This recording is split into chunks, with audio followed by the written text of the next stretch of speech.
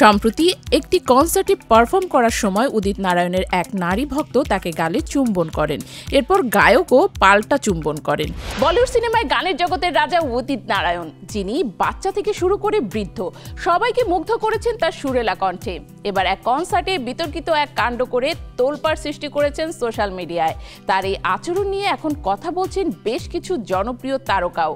উদিত নারায়ণের এই ঘটনা নিয়ে সোশ্যাল মিডিয়ায় ব্যাপক প্রতিক্রিয়া দেখা যাচ্ছে। জেনে আসি পুরো ঘটনা। সম্প্রতি একটি কনসার্টে পারফর্ম করার সময় উদিত নারায়ণের এক নারী ভক্ত তাকে গালে চুম্বন করেন। এরপর গায়কও পাল্টা চুম্বন করেন। একে একে আরও কয়েকজন নারী ভক্ত তার সঙ্গে সেলফি তুলতে আসেন এবং প্রত্যেককে চুম্বন করেন তিনি।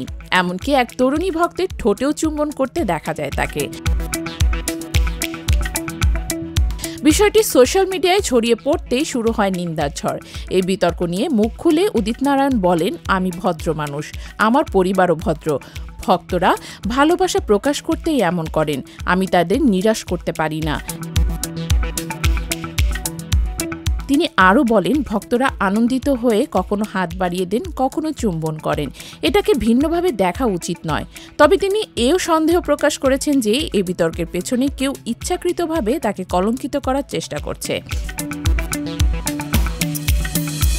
এই ঘটনা ভাইরাল হওয়ার পর উদিত নারায়ণের পুরনো কিছু ভিডিও নতুন করে আলোচনায় এসেছে। একাধিকবার তিনি মঞ্চে সহশিল্পী আলকা ইয়াগনিক ও শ্রেয়া ঘোষালকে চুম্বন করেছেন। একবার ইন্ডিয়ান আইডলের মঞ্চে আলকা ইয়াগনিককে আচমকা চুম্বন করেন, যার ফলে গায়িকা অপ্রস্তুত হয়ে যান। শ্রেয়া ঘোষালের ক্ষেত্রেও একই ঘটনা ঘটেছিল, যা দেখে অনেকেই মন্তব্য করেছেন ব্যক্তিগত পরিসরকে সম্মান করা উচিত।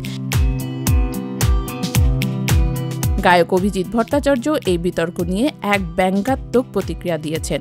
তিনি উদিত নারায়ণকে খিলাড়ি বলে উল্লেখ করে একটি ভিডিও শেয়ার করেন, যেখানে তাদের একসঙ্গে গাওয়া গানের দৃশ্য ছিল।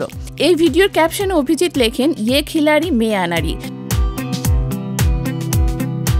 তবে অনেকেই মনে করছেন অনুমতি ছাড়া কাউকে চুম্বন করার বিষয়টি মজা করার মতো কিছু নয়, বরং এটি গুরুতর ইস্যু।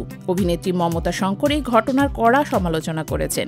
তিনি বলেন, এসব কিছু কি হচ্ছে? একসঙ্গে সবার মাথা খারাপ হয়ে গেল নাকি?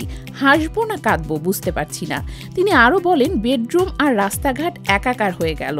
তার মতে উত্তম কুমার ও সৌমিত্র চট্টোপাধ্যায়ের মতো অভিনেতারা কখনো জনসম্মুখে কাউকে অসম্মান করেনি, বরং প্রত্যেককে মর্যাদা দিয়েছেন।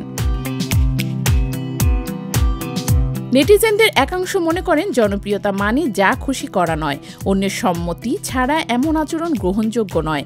কেউ কেউ একে নিছক উচ্ছ্বাস বললেও অনেকেই এটিকে অসম্মানজনক ও অনৈতিক বলে আখ্যা দিয়েছেন। উদিত নারায়ণের বক্তব্য অনুসারে তিনি বিষয়টিকে ভক্তদের ভালোবাসার বহিঃপ্রকাশ হিসেবে দেখছেন। তবে অনেকেই মনে করেন জনসম্মুখে সম্মতি ছাড়াই কাউকে চুম্বন করা ব্যক্তিগত পরিসরের লঙ্ঘন। অভিজিৎ এই বিষয়টি হালকাভাবে নিলেও মমতা শঙ্কর এটিকে সামাজিক অবক্ষয় হিসেবে দেখছেন। এ বিতর্ক উদিতের জনপ্রিয়তাকে কতটুকু প্রভাবিত করবে তা সময়ই বলে দেবে।